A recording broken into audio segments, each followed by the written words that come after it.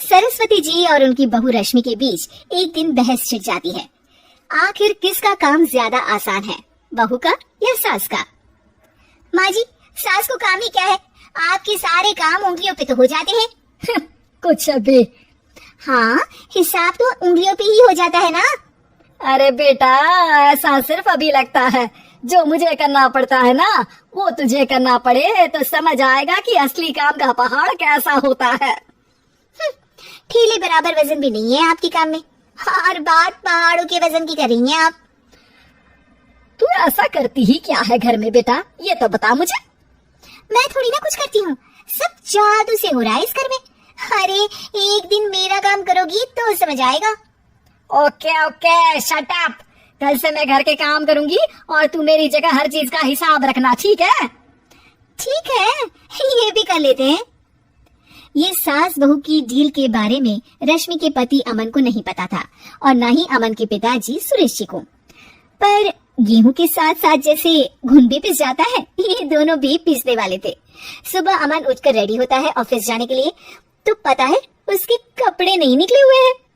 अरे रश्मि, तुमने मेरे कपड़े नहीं निकाले? अपनी माँ से पूछो ना, उन्हीं का काम है ये। अमन अपनी माँ के पास जाता है।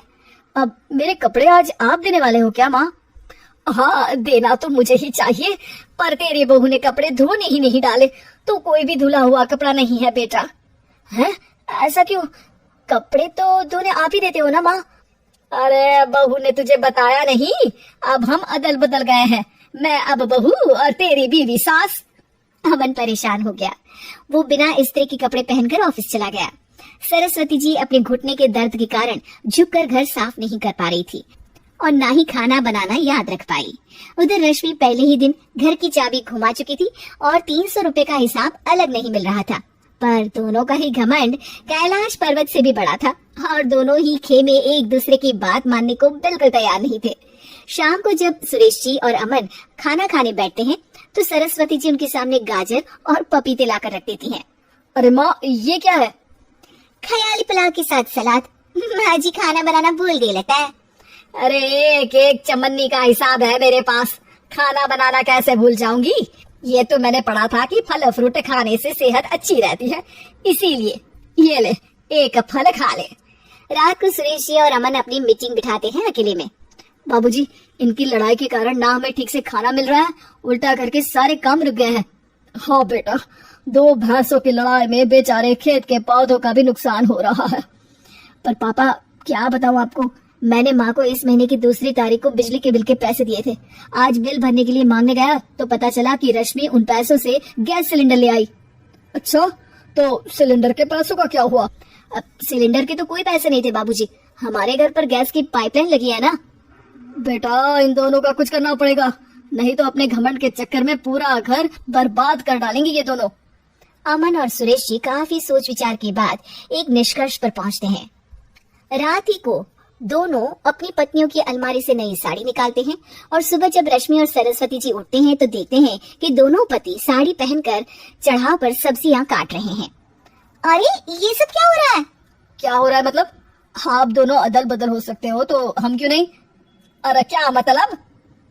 नहीं नहीं, मेरी भी बचपन से किसी की बहू बनने की इच्छा थी, तो आज से सरस्वती तुम बड़ी बहू, मैं मिडल बहू और अमन छोटी बहू। अरे लेकिन सिर्फ घर पर बैठ जाएंगे तो कमाएगा कौन? ये घर कैसे चलेगा? अब वो तो भैया या बाकी लोग जाने, अब हमने भी अदल बदल कर ही लिया है तो कुछ नहीं हो सकता। रश्मि और सरस्वती जी को समझ में आ जाता है कि उन दोनों की आपस की डील की वजह से इन दोनों को बहुत तकलीफ हो रही है, और उनकी ईगो ने दूसरों को कितनी यातनाएं दी है। असल में माँ जी आप सही थी, सास बनना बहुत मुश्किल है। अरे हाँ बेटा, और तू भी, मुझसे तो नहीं हो पाया सब घर के काम, वापस बदल ले क्या? हाँ हाँ बिल्कुल माँ जी, और अब आप दोनों भी बदल लीजिए, कोई आ गया तो आप दोनों को देखकर क्या सोचेगा? अच्छा है, आप दोनों के समझ में ये बात तो आई, मैं फटाक से कपड़े बदल लेता हूँ। अरे रुक जा बेटा, एक फोटो ले लेती हूँ तेरी, मेरी बेटी होती तो तेरे जैसी ही दिखती साड़ी में। और मेरा फोटो नहीं लोगी?